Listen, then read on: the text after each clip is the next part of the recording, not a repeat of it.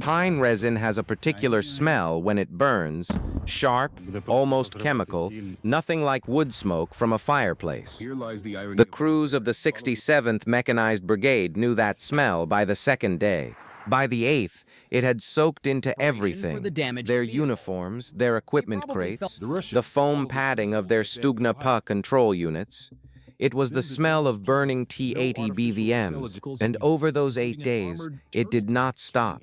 17 of them, 17 main battle tanks from Russia's 144th Motor Rifle Division, destroyed across 3 kill zones inside the Pine Belt north of Kreminna.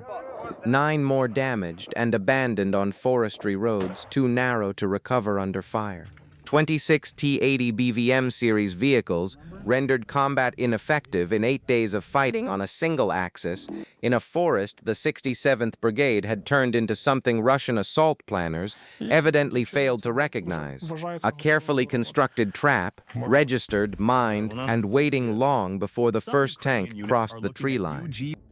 This is the reconstruction of how that happened, and more importantly, why Russian commanders kept sending armor in even after the pattern became undeniable. The Kreminna-Lyman axis had been one of the most consistently contested stretches of the entire Eastern Front since autumn 2022. Kreminna itself, a small city of roughly 18,000 people before the war, sits at the edge of a significant pine forest complex, the Serebryansk Forest Reserve, stretching for dozens of kilometers north and northeast. For Russian forces, holding Kreminna meant holding a defensive anchor on the northern edge of Luhansk Oblast. For Ukrainian forces, pushing through the forest belt meant the potential to threaten that anchor and complicate Russian logistics across a wide section of the front. The forest is not gentle terrain. These are not sparse, easily navigated woodlands. The Serebryansk pines grow dense and tall, limiting visibility to tens of meters in places, channeling movement onto established forestry roads and fire breaks that run in predictable corridors through the canopy. For armored vehicles, those corridors are the only viable routes. There is no cross-country option.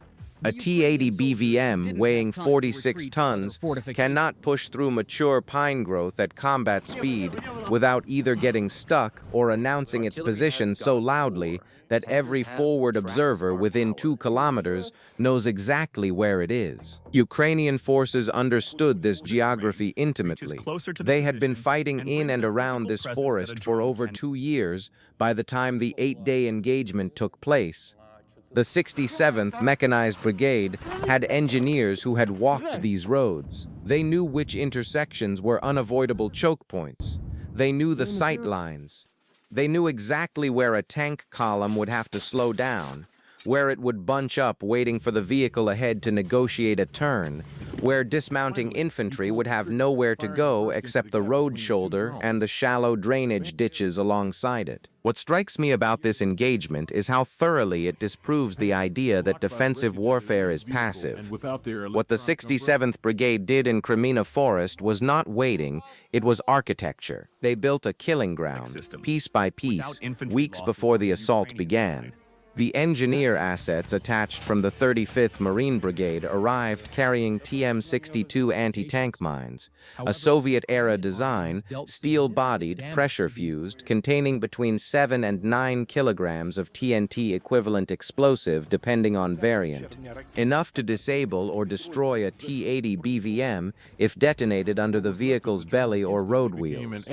These mines were not scattered randomly. According to Ukrainian military sources cited in post-engagement reporting, the engineers pre-registered every significant forestry intersection across 3 identifiable corridors with mixed minefields, placing the TM-62S in patterns designed to channel vehicles rather than simply stop them.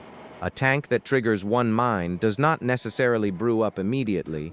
It may lose a track, stop, block the road, and force every vehicle behind it to halt in a column that is now stationary, compressed, and visible from the Stugna-P firing positions, sighted 600 to 900 meters back into the tree line on the Ukrainian side. 600 to 900 meters. Hold that range in mind. The Stugna-P, Ukraine's domestically produced laser beam riding anti-tank guided missile, has an effective range of up to 5 kilometers, but its operators prefer engagements between 500 and 1,500 meters, where the thermal sight gives clean resolution and flight time is short enough to prevent target evasion. At 600 meters through pine forest, a Stugna-P crew has a firing position that is difficult to locate, easy to cover with natural vegetation, and close enough to the kill zone that the missile reaches its target in under 2 seconds. The crew fires, the tank burns, and they are already repositioning before Russian forces can orient on the launch signature. This combination, mines at the intersections, missiles from the flanks, is not new in theory. Anti-armor doctrine has understood the value of the fire and obstacle plan since the Second World War. What made Kreminna distinctive was the precision of execution and the addition of a third layer that previous generations of defenders could not have deployed: drone operators carrying VOG-17 fragmentation grenades for use against dismounting infantry. The VOG-17 is a 30 mm grenade round, originally designed for automatic grenade launchers. Ukrainian drone crews adapted it for drop delivery from modified commercial quadcopters, the same category of improvised munition that had become ubiquitous across the entire front by this point in the war. When a T-80 BVM is disabled by a mine and its crew bails out, or when infantry debuse from accompanying BTR-82 AS to bypass the obstacle, they are exposed on a narrow road with dense pine on both sides. There is no covered route to a covered position. The drainage ditches offer only partial concealment, and somewhere above them a drone operator is already tracking the dismount. Here is the part that seems strange on the surface, until you think about what it meant for the Russian side. A standard T-80 BVM crew is 3 men: commander, gunner, driver. An infantry company riding BTRs typically has between 80 and 120 soldiers. When the tank stops and the column compresses behind it, you have potentially dozens of dismounts in a confined space, visible from above, while Ukrainian drone operators coordinate strikes from positions the dismounts cannot locate because the tree canopy breaks any visual line to the drone itself. The crew commanders had seconds to decide whether to stay in a vehicle that might be burning or get out into an open kill zone covered by overhead munitions. There is no good option. That is precisely what the 67th Brigade designed. The first wave of Russian armor entered the northern forest corridor on what open-source accounts identify as Day 1 of the 8. The Ukrainian General Staff did not release precise dates for operational security reasons, but the timeline can be reconstructed from the sequence of geolocated FPV footage that began appearing on Ukrainian military social media over the following days. The first confirmed video shows a T-80 BVM, identifiable by its distinctive Contact 5 explosive reactive armor arrangement on the turret and hull, stationary on a forestry road with its left track blown clean off. The vehicle is not yet burning in the initial frames. Within the same clip, a second explosion occurs at the front of the vehicle, consistent with a Stugna-P strike on the driver's compartment. The tank begins to smoke. A second T-80 BVM, visible in the background, attempts to reverse and apparently drives into soft ground off the road edge, becoming immobile. 2 tanks. First contact. First day. But those 2 tanks were only the beginning, and what happened next is where the operational picture becomes genuinely important. Because after that first contact, Russian commanders had a decision to make. They had 2 tanks disabled or destroyed, a forestry road blocked, and infantry that had taken casualties from overhead drone strikes. The rational response, the one any post-action analysis would endorse, was to pause, assess, call for engineering support to clear the mines, bring forward counter-drone assets, and develop better situational awareness before committing more armor. That is not what happened. Within what appears to be less than 24 hours of the first contact, a second column moved up the same corridor. This column included at least 4 T-80 BVMs and accompanying infantry on foot, suggesting that assault planners had recognized the BTR vulnerability to the overhead drone threat and opted to dismount infantry earlier. But dismounting infantry early into a pre-registered minefield simply exposes them to a different layer of the trap. TM-62 anti-tank mines are not reliably triggered by personnel. They require the pressure of a vehicle. But the areas around the mines are also covered by Ukrainian direct fire, and infantry moving through the trees on either side of the road were exposed to small arms and machine gun positions the 67th had established as part of the integrated defensive plan. The second column lost at least 3 vehicles in the initial contact, according to geolocated footage reviewed by open-source analysts. 2 T-80 BVMs burned on the road. A third was disabled and apparently abandoned when the crew could not remount under fire. 5 tanks in 2 days. And still the columns came. What drove Russian commanders to keep feeding armor into a corridor that had already claimed 5 of their tanks? Think about that seriously, because the answer tells you something important about how this war has been fought and why Russian attrition rates have been what they have been. The group of forces center command, the formation with operational responsibility for the Kreminna-Lyman axis during this period, was operating under a directive to maintain offensive tempo before the onset of winter conditions. This is documented in captured Russian assault orders that Ukrainian forces later released, orders specifying both objectives and timelines in terms that left little room for operational judgment at the battalion and company level. The pressure was not abstract. Officers who reported that an axis was blocked were required to show what they were doing to unblock it. Sitting in place and waiting for engineering support that was itself in short supply and under constant Ukrainian interdiction, did not satisfy the reporting requirements flowing back to formation headquarters. The operational logic runs across dozens of captured documents, but a single phrase appears repeatedly in the intercepted communications and tells the real story. Russian unit commanders reporting their status upward used a phrase that translates roughly as continuing to develop the offensive, even when the only thing being developed was a longer list of disabled vehicles on a blocked road. The language of progress was required regardless of the reality on the ground. This is not a new failure mode for Russian forces. It appeared in the early weeks of the 2022 full-scale invasion, when columns stacked up on the highways north of Kiev because formations at the front had stopped, but the formations behind them had no orders to stop and no way to know what was ahead. It appeared at Vuhledar in early 2023, where Russian armor repeatedly drove into pre-registered kill zones on the approaches to the town and was destroyed in large numbers over repeated assault waves.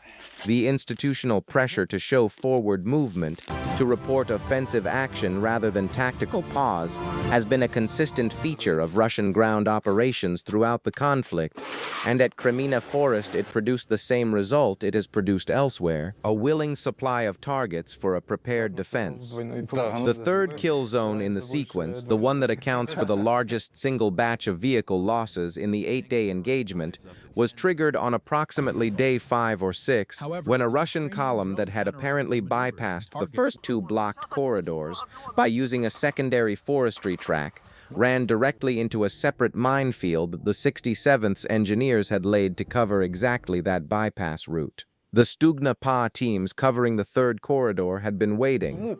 I went through the sequence of verified footage releases, cross-referencing geolocation data with known forestry road layouts, and one detail kept standing out.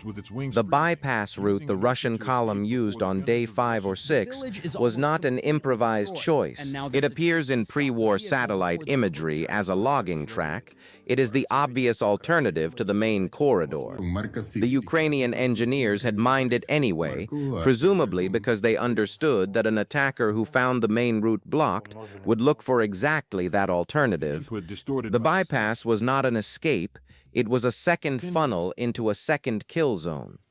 If you put yourself in the position of the Russian company commander who ordered that column onto the bypass track, the decision probably seemed reasonable. The main corridor was clearly compromised. The secondary track was narrower, less obvious, potentially unregistered by Ukrainian defenses. It was the kind of route that a quick review of a paper map or a degraded digital system might suggest was viable. What that commander could not know, what no amount of map study would have revealed without current ground truth, was that Ukrainian engineers had been in that forest long enough to anticipate exactly that calculation. Here is the take that will probably get some pushback. The Russian failures at Kreminna were not primarily failures of bravery or even of equipment. They were failures of institutional design, a military system that punishes commanders for reporting obstacles honestly, that rewards the language of forward movement regardless of actual ground truth, that cannot pause a battalion assault because the formation above it is measuring progress in kilometers rather than in sustainable positions held. That system will keep feeding tanks into kill zones, regardless of what individual officers observe. The 67th Brigade did not defeat the 144th Motor Rifle Division's armor through superior numbers or superior equipment. They defeated it by understanding Russian institutional behavior well enough to predict where the next column would go, and going there first. By day 7, the volume of geolocated wreckage in the 3 corridors was sufficient for open-source analysts to begin constructing a preliminary battle damage assessment. The Oryx open-source equipment loss database, which requires photographic evidence for each entry, had confirmed 11 T-80 BVM total losses in the Kreminna forest area, with sufficient geolocation certainty. The remaining 6 vehicles in the 17-tank total were confirmed through Ukrainian General Staff reporting and cross-referenced FPV footage showing vehicle destruction without the precise geolocation that Oryx requires for its database standards. 9 additional vehicles, those assessed as damaged rather than destroyed, were identified through footage showing disabled vehicles not subsequently confirmed as burned out. The dollar value of those losses provides a different frame for understanding the operational significance. A T-80 BVM costs the Russian defense industry approximately $3 to $4 million at pre-war production estimates. 17 destroyed represents somewhere between $51 and $68 million in vehicle losses alone, before accounting for crew training costs, munitions lost, and supporting equipment.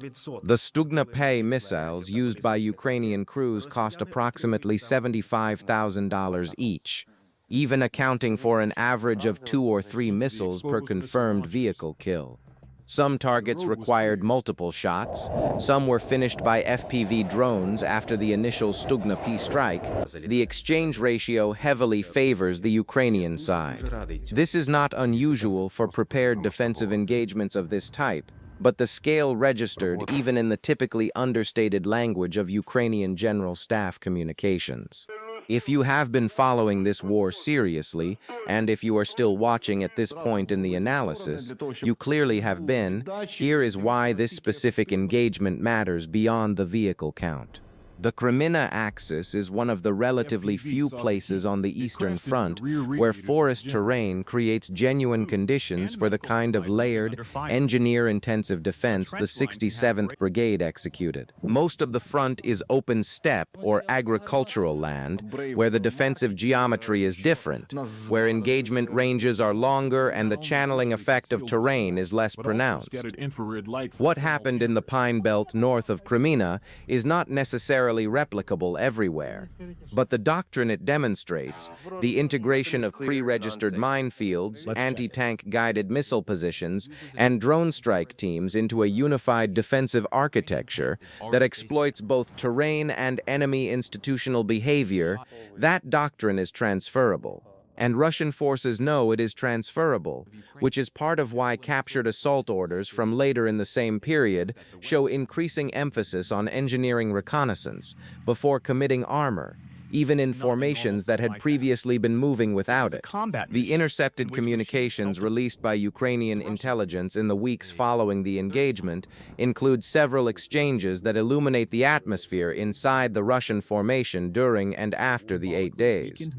In one intercept, a battalion commander reports to his regiment that he has exhausted his capacity for offensive action on the assigned axis and requests reassignment to a supporting role, phrasing that in Russian military communication conventions is as close as an officer can come to saying his unit has been destroyed without using that word. In another, a logistics officer asked when replacement vehicles will arrive replies that he does not know, that the request has been submitted twice, and that he is told the timeline is being coordinated. The frustration is legible even through the formal military language. There is a line in one of the captured documents that reads almost like fiction, though it is not. A staff officer writing a situation report notes that the northern corridor has been temporarily constrained and that additional preparation is required before resuming offensive action. He wrote this after the 12th vehicle had been confirmed destroyed, temporarily constrained. The language of bureaucratic understatement applied to the wreckage of a mechanized battalion. Will Russian commanders adapt to the kind of integrated forest defense the 67th Brigade demonstrated?